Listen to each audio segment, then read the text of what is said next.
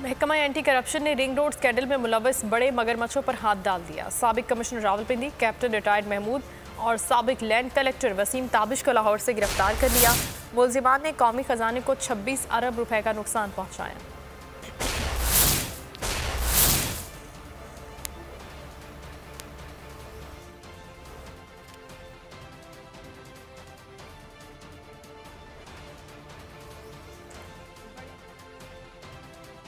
Ring road scandal की तहकीकात में अहम पेशरफ, बड़े बड़े नाम पकड़ में आने लगे।